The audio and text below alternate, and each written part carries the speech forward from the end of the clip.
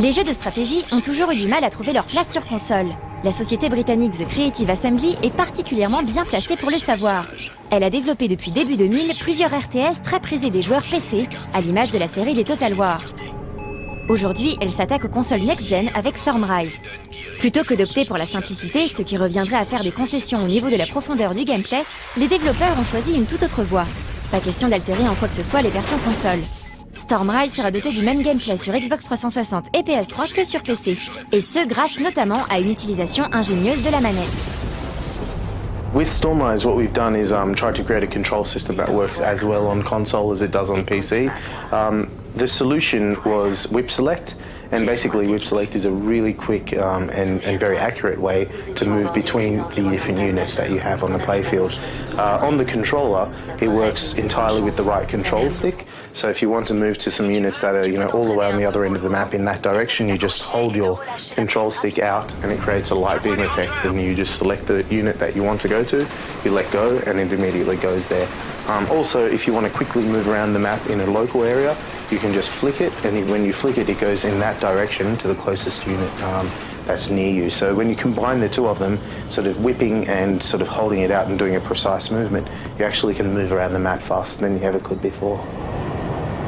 Rendre Stormrise parfaitement jouable à la manette était indispensable pour pouvoir espérer accrocher le public de spécialistes visés. Mais en même temps, ce facteur n'est bien évidemment pas suffisant en soi pour permettre au jeu de s'affirmer parmi les autres titres du marché. The Creative Assembly a donc décidé d'introduire de nouveaux éléments de gameplay. Le plus important d'entre eux tient incontestablement à l'utilisation de la verticalité. A really new feature, the whip select is fantastic because it means that it works on console as well as it does on PC, but the really important thing about this game is verticality. So verticality means it's a real 3D gameplay.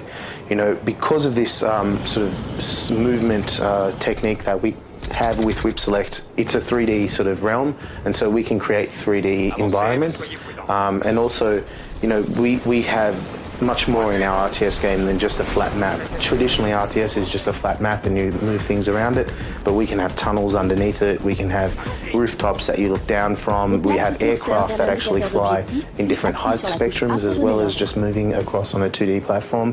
So there's a lot more in terms of strategy that you can have in our gameplay. We have levels that are entirely indoor buildings, entirely underground, and they're longer than they are wide. So there's a lot of different sort of things that you can do in terms of the gameplay.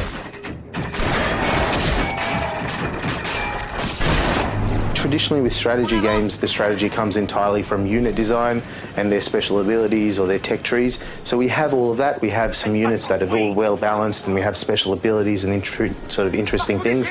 But on top of that, we've added all that strategy, that environmental strategy creates. So if you think about it like a first-person shooter game, you are 3D spatially aware, so you know that I might be in this room, but there might be someone underneath me, but I can't see them, and so you have to use different strategy. So bringing that strategy and putting it into an RTS game is what we've done. So it's probably, in a way, the most strategic sort of real-time strategy game there is, because you have to worry about more than just your units and their placement, but about where they are in their environment as well. Proposer un gameplay à la fois profond et complexe, c'est un choix qui demande au joueur de l'investissement et du temps. Mais pour l'aider dans son apprentissage, les développeurs ont fourni un gros travail afin qu'il ait en sa possession toutes les clés nécessaires à la bonne compréhension du gameplay. Cible gauche calibrée. Joli travail. À présent, passe à l'autre côté. We've created a very rich tutorial, well, not so much just a tutorial, there is a tutorial, but the learning experience goes throughout the whole level. So there's 12 levels in the campaign mode, and effectively it's a really long tutorial. So we start off with flat maps, we start introducing a little bit of bridges and a little bit of this, that, and then also with the units, you start off with very simple units with simple movements, and then you learn about indirect commands, about, calling troops, different sort of activities. So the idea is by the end of your campaign, you're a master of all of it and you have a very good idea, so you can go online, play skirmish, or you can play, AI or whatever you like with your favorite maps. Parmi les points déterminant le succès d'un RTS se trouve en premier lieu l'aspect multijoueur. Avec Stormrise, The Creative Assembly a tenté de simplifier au maximum les démarches nécessaires pour rejoindre ou créer une partie. L'accessibilité a été le mot d'ordre, ce qui a notamment entraîné des choix essentiels au niveau du gameplay, qui n'inclut pas par exemple la construction des bâtiments. Unité perdue. One important thing that we've done for multiplayer is we've created the game in a way that we can very fairly and very evenly create drop-in and drop-out points. So you can join any time with this game and you can leave at any time without affecting the rest of the players in a multiplayer match. We think that's very important because traditionally RTS games require a very long time commitment, and you have to have enough time to sort of play the whole game. And that might be a few hours, and with our game we have up to 8 people playing, so if you have 8 armies across multiple levels, that could be quite an epic game.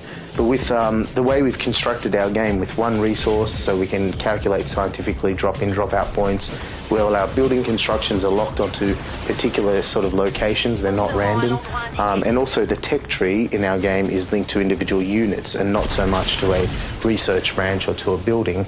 And so that way we can actually calculate fair drop-in points, so mathematical drop-in points for anyone who joins a game that's existing that isn't unfair on them as a new player, but also isn't sort of unfair for other players who have left.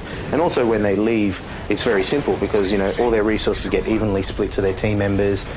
They leave with the tech that they had for their units, and that's fine. And then and all the buildings can be sort of mathematically spread out. So it's a very fair system, and it means that you can have very quick games. If you only have 30 minutes for lunch and you want to quickly join a game, you can do that. But you can also have very big games that don't end if someone decides to leave. Stormrise semble être à ce jour un cas assez unique dans l'univers des RTS. Rarement on aura eu affaire à un gameplay aussi dense sur console. Un choix qui s'avère au final plutôt payant. Mais ça, on le verra d'ici peu dans une critique complète d'un 101%. Ils le tiennent. Partons à leur poursuite. Non. Nous avons l'ordre d'attendre. Bientôt, il va avoir besoin de nous.